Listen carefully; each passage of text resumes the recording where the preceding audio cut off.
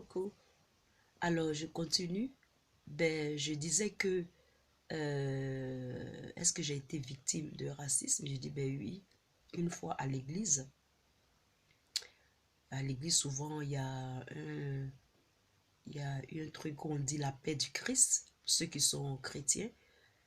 Et il y a une dame qui a refusé de me saluer.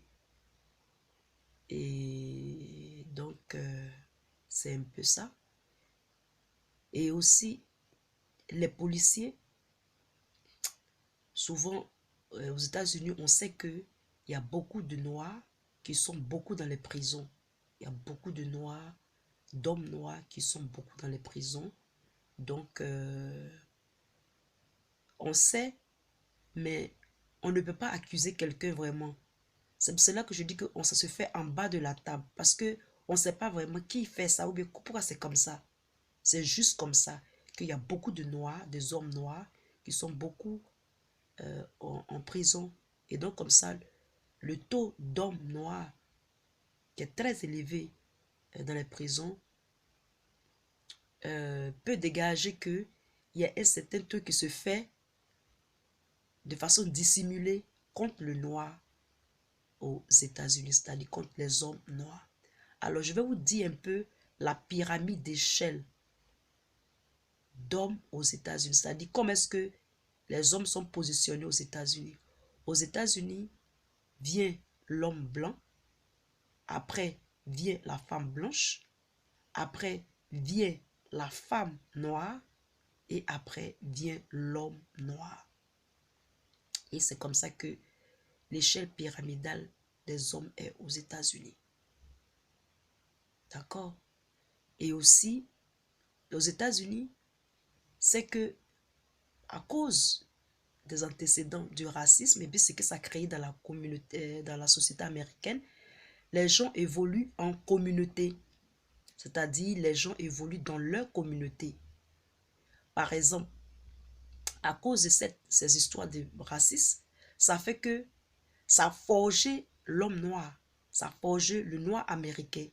Par exemple, Harvard, l'école Harvard.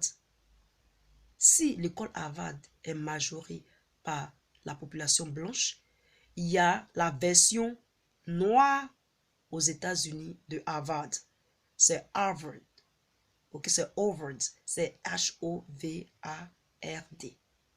Donc, c'est comme ça aux États-Unis. Les blancs ont pour eux, les noirs vont faire leur version.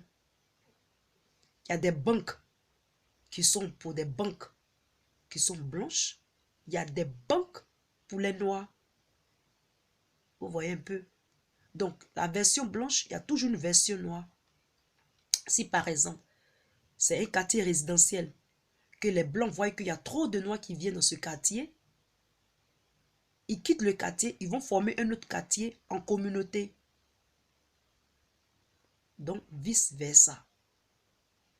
Vice-versa. Donc, le racisme, vraiment, ça se pratique aux États-Unis, mais c'est pas rageux comme dans d'autres communautés dans le monde, comme on voit. You know? Il y a des blancs qui sont très fortunés. Il y a des noirs qui sont très fortunés. Très, très fortunés, n'ont rien à voir avec les blancs.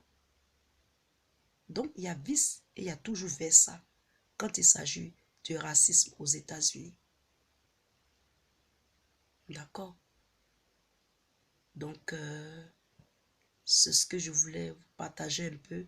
Les gens qui sont à l'extérieur pensent qu'aux États-Unis, il y a le racisme. Il y a le racisme, certes, comme partout dans le monde. Mais aux États-Unis, on ne badine pas avec le racisme. On ne badine pas avec le racisme. Ils le font, mais ce n'est pas de façon haineuse. Par exemple, pour une fille noire comme ça, qui se marie avec un blanc, aux États-Unis, les noirs sont racistes envers cette fille ou bien envers son mari. Ça arrive. Et ils ont une phrase qu'ils le disent. Ils vont le dire avec un grand sourire, mais c'est un sourire, c'est une phrase raciste. Vous comprenez?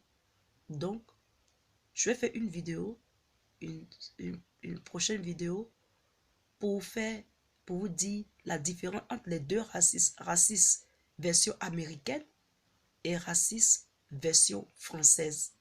Et je vais vous dire un peu comment est-ce que ça se passe pour les deux côtés. Comme ça, vous avez une bonne vue du racisme et vous n'allez pas faire de ça quelque chose qui va vous stopper dans votre développement personnel, dans votre motivation, dans votre vie de tous les jours, pour que ce soit pour vous les blancs, que ce soit pour vous les noirs, que ce soit pour n'importe qui. Alors je vous fais peace et à bientôt.